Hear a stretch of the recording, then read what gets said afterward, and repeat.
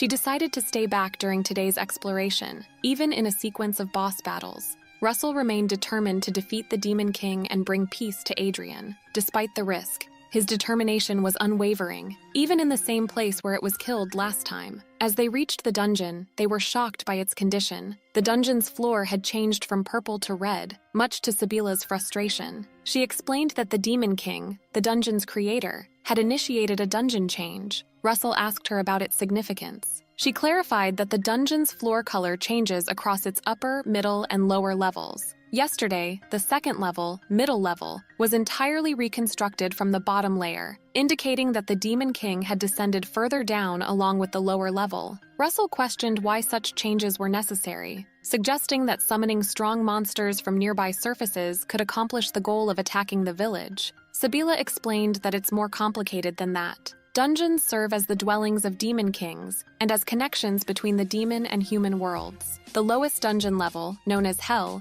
resembles the demon world's surface and acts as a foothold for demon kings to invade the human realm. These dungeons manifest in various places, facilitating demon world access to Earth. However, traversing between realms is challenging for demons, except for bats and specific demon types. When lower dungeon levels reach capacity, demons can push others to higher levels, but exiting the dungeon entirely is generally difficult for them. Russell grasped that the goddess of darkness bestowed humans with the power of darkness to navigate through dungeons. Sabila confirmed his understanding, portraying herself as the merciful goddess who descended to rescue the world. Annoyed, Russell recalled her earlier claim of being the goddess of darkness, also known as the goddess of evil. Sabila inquired about his experiences in the dungeon's lower levels. Russell admitted that he had never ventured into the lower levels, not even during his time with the Heroes group. Sabila warned him to exercise caution, explaining that demons in the lower levels were significantly more potent than those in the middle levels. She regretted not bringing a level 1 shield in case of emergencies. Undeterred,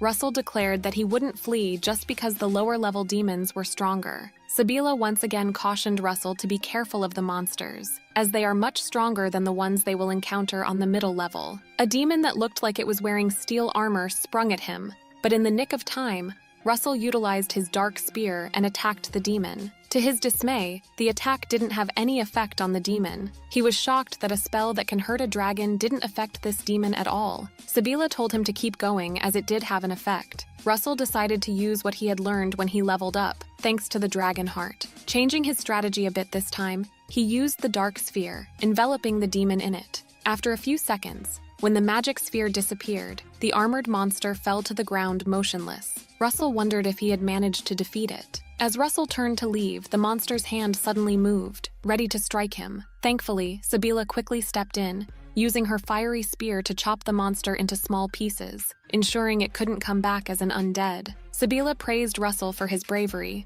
but reminded him to stay alert at all times. She mentioned they were fortunate this time because the monster was slow. Russell thanked her for saving him, and then asked why she hadn't let him level up to become a great dark wizard, considering that was her goal. Sabila, feeling embarrassed, admitted she had forgotten about it entirely. Changing the topic, she inquired when Russell had learned the Dark Sphere spell. He explained he had learned it when he consumed the Dragon Heart and reached level 7. She mentioned that the Dark Sphere spell is great for attacking many enemies at once, which could help Russell level up faster if he targets large groups. Russell was surprised and asked if that was really true, considering the spell didn't seem to harm the armored monster much. She clarified that the monster was called Living Armor. Although she landed the final blow, Russell's attack had indeed dealt significant damage. Living armor is tough and resistant to both weapons and magic attacks. However, dark magic, like the Dark Sphere spell, ignores magic defense. Russell remarked that ignoring magic defense sounded like a useful technique. Excitedly, she explained that dark magic spells can defeat any monster. But despite its strength, dark magic has downsides too, the main one being that it consumes a lot of magical power. Russell noticed that he didn't feel drained of magic power,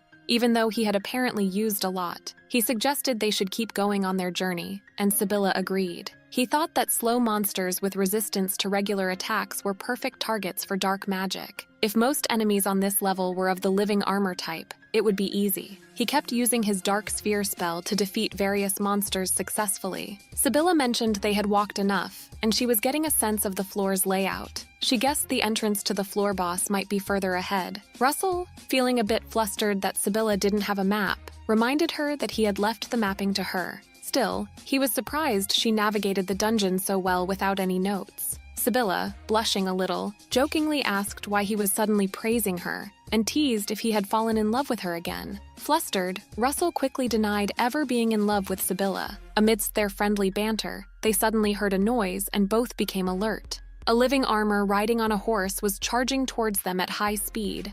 To shield themselves, Russell swiftly used his dark sphere spell, while Sibylla created a stone wall between them and the approaching monster. However, the wall proved ineffective as the horse rider effortlessly broke through it. Sibylla quickly advised Russell to block the retreat. Russell cast Dark Sphere once again. He asked why she alternated the recitation. She explained that she was trying to change the timing between the recited and unrecited spells. When casting a series of spells, one is inevitably limited by the speed at which they can cast each one. There's a limit to how fast one can cast multiple spells simultaneously. If a spell is cast when someone recites it, the next one will be cast immediately without reciting. By staggering the use of magic with voice and mind, the next spell is activated without recitation. Russell listened attentively to Sibylla's explanation and thought he could replicate the alternating spells technique. He tested it on the enemy in front of them and successfully managed to do it. Sibylla praised him, mentioning she was just testing him, but he did it perfectly. In a joint effort to deal with the enemy, Sibylla erected a stone wall while Russell unsheathed his sword, enchanting it with darkness. Observing the defeated monster's fragile appearance, Russell remarked on its vulnerability. Sibylla explained that the fastest foes are often susceptible to unexpected obstacles. Finally, they reached a door, indicating the floor boss lay just ahead, as Sibylla had predicted earlier. Russell wondered what they should do next, confident that Sibylla had an idea of what awaited them beyond the door. However, contrary to his expectations, Sibylla informed him they were going home. Russell couldn't understand why she wanted to turn back after coming all this way, so he asked her for the reason. Smiling at him, she explained that preparation is key to success, especially at times like these. This left Russell even more puzzled as he questioned the importance of defeating the Demon King for the sake of the orphanage. The Demon Lord was targeting the orphanage where he grew up to break Emmy's spirit. Sibylla acknowledged that it would be great to take down the Demon Lord sooner rather than later, but there was uncertainty about when he might strike. It could be tomorrow, next week, or even 10 years later. She explained that if they were present when the attack happened, they could protect the orphanage. Russell asked if it was confirmed that the Demon Lord would attack the orphanage, to which Sibylla confirmed. Russell expressed concern that the orphanage would be in danger, and the chances of protecting everyone would decrease. He vowed never to let that happen, knowing that Emmy would blame herself if anyone were to die. Sibylla assured him that she understood his concerns, but emphasized that if they lost now, everyone in the orphanage would die. Russell couldn't help but ponder over that possibility. There might be damage to the village, but up until now, this dungeon has been neglected. If they were to fail and Russell were to die, Adoria would have no one else to rely on. There was no option for him to be defeated for the sake of the orphanage and the village. Finally, he understood how crucial it was for them to return prepared,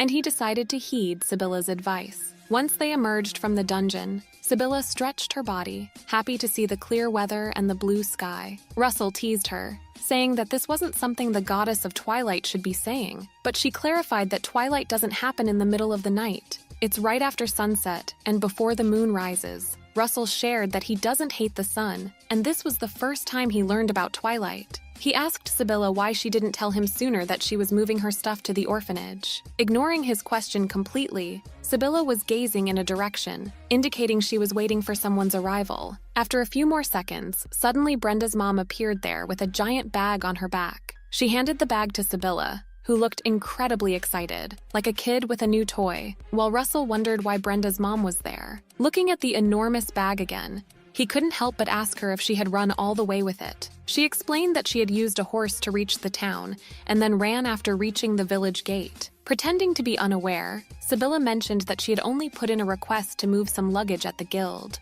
Russell then turned to Victoria, asking her why she was doing the task for the guild. Victoria proudly showed him her badge. with her name and level engraved on it. She admitted she had let her guard down a while ago, but she was still very capable. Sibylla began praising Victoria, calling her a big sister and strong. Victoria looked pleased with the compliments. The only person confused was Russell. He still couldn't believe that she was a skilled level 23 swordsman. He asked her why someone as skilled as her was out here in the fields. Victoria, with an innocent look on her face, explained that she had gotten a bit tired and retired. Brushing that aside, she started searching for something in the giant bag and mentioned that when the dwarf saw the materials, he was eager to make everything. She pulled out a full suit of armor made from dragon material and showed it to them. Russell was shocked to see armor made from a fire dragon. Sibylla confirmed that it was indeed the same dragon he had taken down, and she had sent out the request for it last night by horse. Victoria urged him to wear the armor right away. Reading from the instruction paper, Sibylla explained that the armor was not only flexible, but also light and easy to move in. Russell agreed, noting that the armor was incredibly light and didn't hinder his movements at all. From the outside, it seemed very tough, appearing resistant to typical blades and fangs. His attention then turned to the sword and shield. Holding both in his hands, Russell remarked on the high quality of the sword, crafted from the fangs of the fire dragon, and noted that both items were quite large in size. However, he expressed concern that they occupied both his hands, preventing him from using dark magic. If he had to choose just one, he'd prefer the sword. Seeing his confused expression, Sibylla guessed that he might be worried about freely swinging such large items in dungeons. Indeed, Russell asked if he might accidentally hit a wall and cramped spaces. Sibylla suggested that if he enchanted the sword, he could probably slice through the walls instead. Russell mused about the possibility of combining his dark magic with these high-quality dragon materials, making everything much easier. He asked if it really only took one night to send the request and receive all these items back. Sibylla explained that crafting equipment at such a fast pace was considered easy for dwarves, and any skilled dwarf could accomplish it. Russell disagreed, believing it wasn't something just anyone could do. However, Sibylla countered, saying that people often assume that if something comes easy to them, it must be easy for everyone else too. She pointed out that Russell was guilty of the same mindset. Until now, he had thought that anyone could use cure magic, which had always bothered him. Cure magic is top tier and can heal anything, but he hadn't realized its value until Sibylla was attacked. He hadn't even bothered to find out. Despite learning cure magic early, he had assumed it was a simple spell anyone could use. Sibylla suggested that the hero he was with probably had a similar mindset, assuming everyone could learn his offensive powers as he had learned healing magic. Russell clenched his fist, feeling frustrated that he had been so focused on obtaining offensive power. Sibylla nonchalantly remarked that the hero party must be in trouble now. Russell couldn't understand why the hero party would be in trouble without him. They should be able to move around more freely now that they don't have him as a burden. However, Sibylla explained that it seemed they had gotten rid of Russell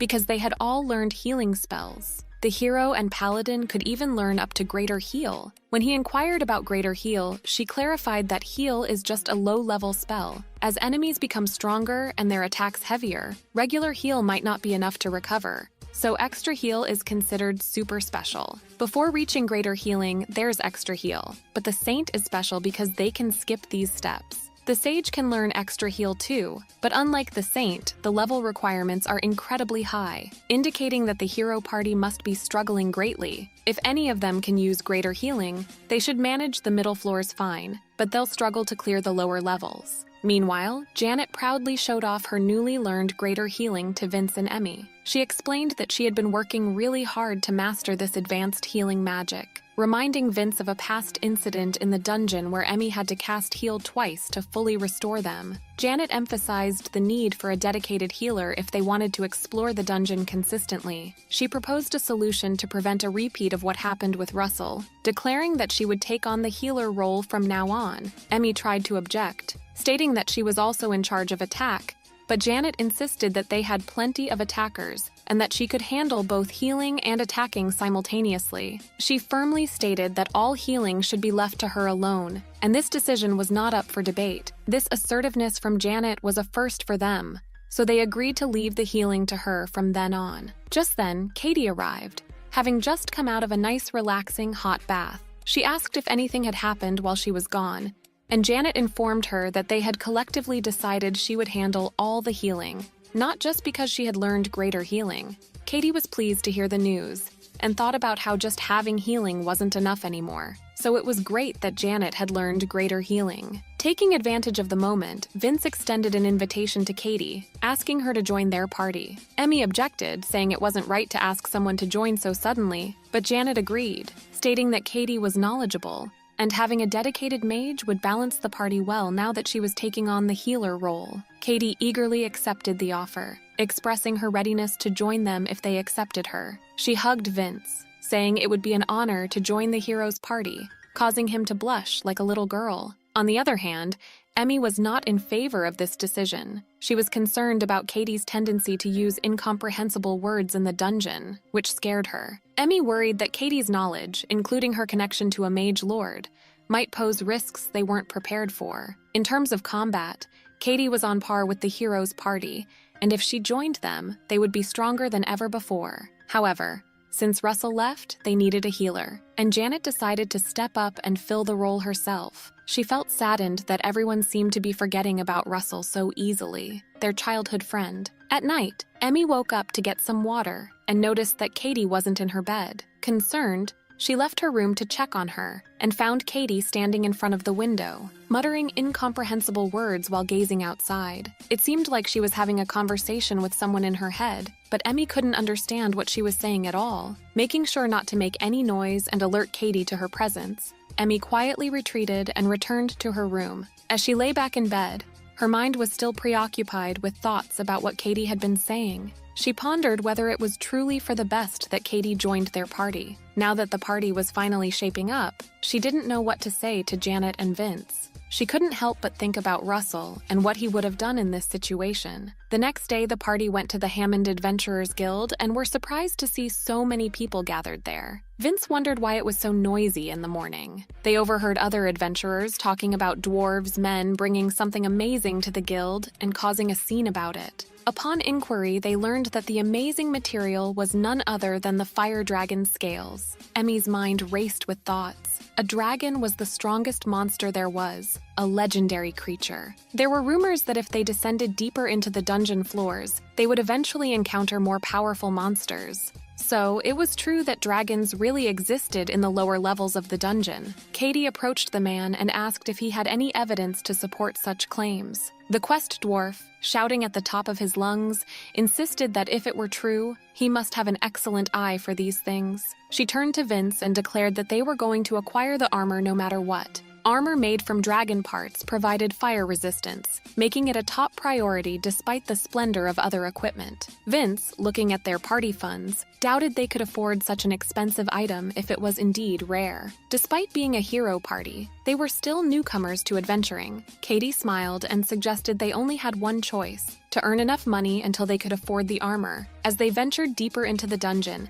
they encountered a giant monster. Katie requested Emmy to cover Vince while she attacked. Swiftly utilizing her magic, she defeated the monster with ease. Afterward, she turned to Vince and Emmy, asking how she had performed. She was relieved to see that the two of them were unharmed. Katie began muttering strange words again, as if conversing with someone inside her own head. Emmy was really disturbed by this behavior, and even Janet noticed her distressed expression, but chose to remain silent. After they exited the dungeon, Janet approached Emmy to discuss the issue. Emmy, in good spirits, initially praised Janet for her exceptional healing skills. However, Janet suddenly asked if there was any problem with her. Emmy was taken aback, but decided to seize the opportunity to share her concerns about Katie. She wanted to tell Janet about what she had witnessed the previous night, and how Katie always seemed to be involved in mysterious things, which made her uneasy. Meanwhile, Sibylla informed Russell that they were done acquiring new equipment for the time being. Russell thanked her for helping him prepare for the upcoming fight so meticulously.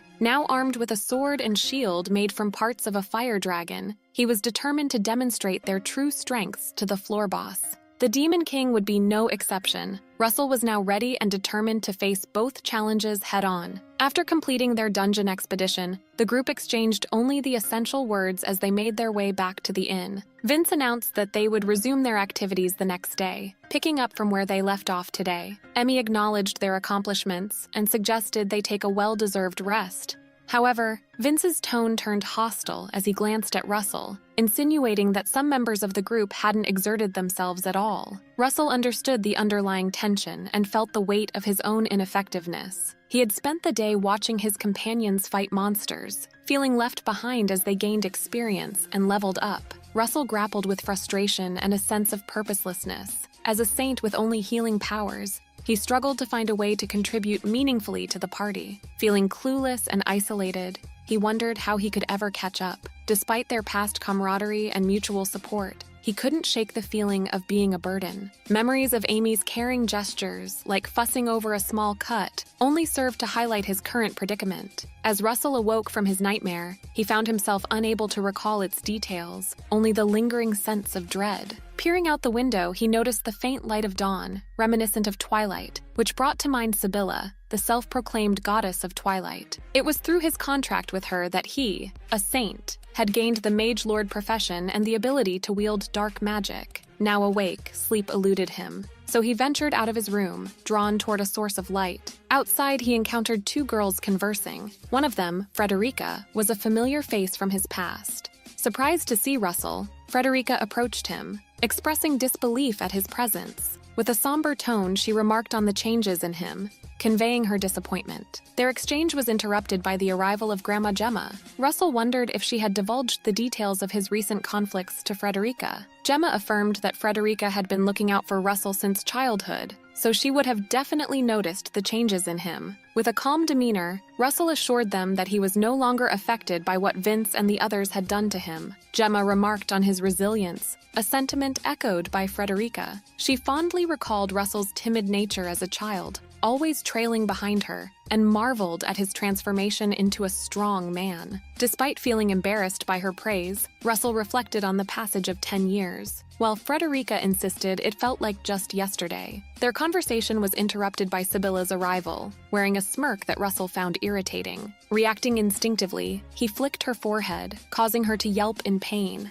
Apologizing for his actions, Russell greeted her and Frederica, who returned the greeting with a warm smile. Sibylla teasingly remarked on Frederica's sudden protective behavior towards Russell, to his confusion. He couldn't fathom how the pious Frederica could imagine Sibylla as anything other than a quirky individual, let alone a real goddess. Leaving the orphanage, Frederica inquired if they were heading to the dungeon again that day. Russell affirmed their mission, stating that they couldn't allow the dungeon's monsters to remain unchecked any longer. Before parting ways, Frederica embraced Russell gently, urging him to return safely. Russell reassured her, expressing confidence in both his abilities as a saint and the new equipment provided by Sibylla. With a sense of determination, they set off for another day of dungeon exploration, ready to face whatever challenges lay ahead. As they departed, Grandma Gemma wore a worried expression, advising Russell to avoid any reckless actions and ensure his safe return. Russell reassured them both, promising to return unharmed, and they set off on their journey. After some time, Sibylla affectionately remarked on how loved Russell was by others. Russell proudly acknowledged that he received more love than he felt he deserved. Despite not knowing his parents' faces as a child and having nowhere else to go, he always found solace at the orphanage, surrounded by people who cared for him. He was determined to protect the orphanage at all costs and not let anyone threaten it. Eventually, they reached the familiar door leading to the second phase of the Adoria dungeon. Sibylla asked Russell if he was ready to proceed, explaining that beyond the door likely awaited the floor's boss. Russell affirmed his readiness, and as they entered, they were immediately met with a noise and a sense of danger from behind, just as Sibylla had predicted. The living armor of Oblivion, the second phase boss, emerged before them. Reacting swiftly, Russell prepared to fight, utilizing his enchant dark magic. Sibylla urged him to maintain his guard, and Russell unleashed his dark sphere attack. However, the armor deftly evaded the attack, showcasing its speed and agility. Russell realized that the armor's reputation as a formidable foe was well-deserved. Suddenly, the armor charged toward Russell at high speed. Sensing the imminent danger, Russell blocked the attack with his sword, only to discover it was a feint as the armor swiftly changed direction for another assault. Sibylla intervened just in time, creating a stone wall to shield Russell from harm,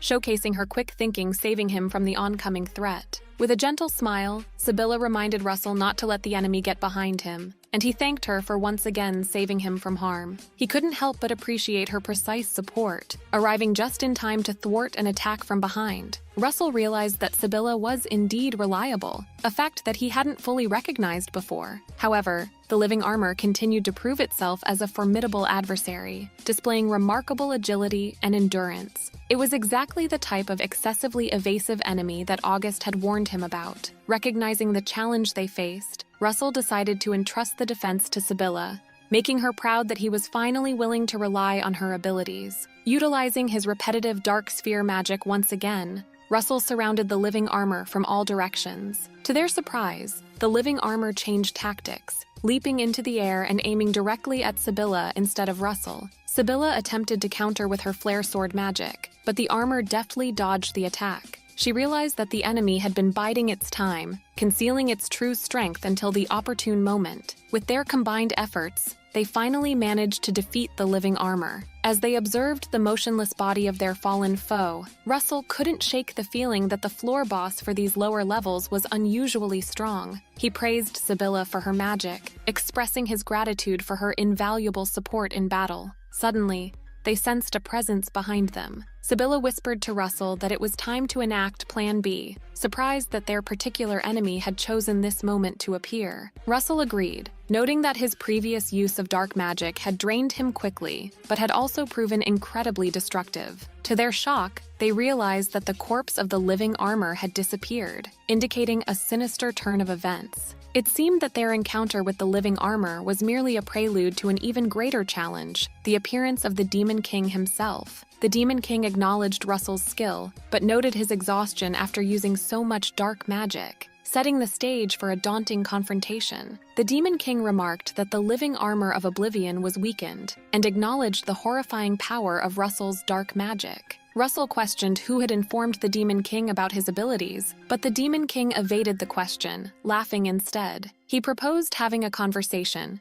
stating that if Russell was feeling well, they could chat. But if Russell's victory was already certain, it would be less enjoyable. The Demon King revealed that he had come to the dungeon based on a friend's recommendation. When Russell mentioned the recommendation possibly coming from the Dungeon King's father, the Demon King appeared shaken but quickly recovered, laughing it off. He explained that they all lived in the same realm and discussed matters together, indicating that they were all interconnected. Russell pondered how the Demon Kings collaborated and strategized, likely devising new dungeons while they gathered. The Demon King remarked on the unexpected turn of events, with Russell defeating the floor boss and becoming an apprentice. He mentioned a rule that allowed for the addition of more bosses, implying that their encounter was part of a larger scheme. As Russell examined the purple stone amidst the red rock, he pondered its presence. Sibylla explained that the upper layers consisted of ordinary rocks, while the middle layers appeared blue and the lower layers were red. The deepest layer, known as the Demon Realm, was characterized by purple stones. Observing a pile of purple stones, Russell recalled that Sibylla had created a stone wall with the ground, wondering why the stones had turned purple. Suddenly, a realization struck him, and he asked the Demon King if he had changed the color of the ground. The Demon King chuckled and confirmed his suspicion. Russell observed as purple walls emerged between the red ones, indicating that the dungeon was being created. The Demon King revealed that the entire floor had been crafted to deceive Russell into believing it was the lowest layer. Understanding the situation, Russell realized that the living armor of Oblivion was so formidable because it was the floor boss of the lowest layer. The Demon King's manipulation extended further as he planted doubts in Russell's mind about Sibylla. He questioned whether Russell truly believed that the woman standing behind him was his ally. Sibylla remained silent, adding to Russell's uncertainty. The Demon King, realizing that his attempts to persuade Russell were futile, expressed frustration at the situation. He lamented the madness of all the players involved in the game. The Demon King scoffed at the notion of Russell resorting to using an enchantment as a last resort after exhausting his magical power. Feeling that the time had come for the final showdown, the Demon King declared that Russell should behold his true form before their impending battle. With anticipation, he wondered how long Russell would be able to endure once the true excitement commenced. The Demon King morphed into a terrifying, monstrous form, a sight that Russell had never encountered. With relentless fury, the Demon King unleashed a barrage of fiery projectiles, leaving Russell with no refuge. Yet, Russell deftly parried the onslaught with his trusty sword, his resolve unyielding. Observing Russell's resilience, the Demon King unleashed a devastating fire strike, enveloping the surroundings in searing heat. Despite his sturdy equipment, fortified with the essence of a dragon's blood and his resilient robe, Russell still felt the intense burn, realizing the limitations of the human body compared to the formidable fire dragon. Meanwhile, Sibylla struggled against the oppressive heat, providing a distraction for Russell to exploit. Seizing the opportunity, Russell tapped into his dark magic, honing in on the Demon King's vulnerability, the dungeon core. The Demon King, taken aback by Russell's knowledge, was left incredulous at how his adversary had uncovered such a crucial detail. With unruffled composure, Russell calmly declared his status as a saint, explaining that his proficiency in healing magic granted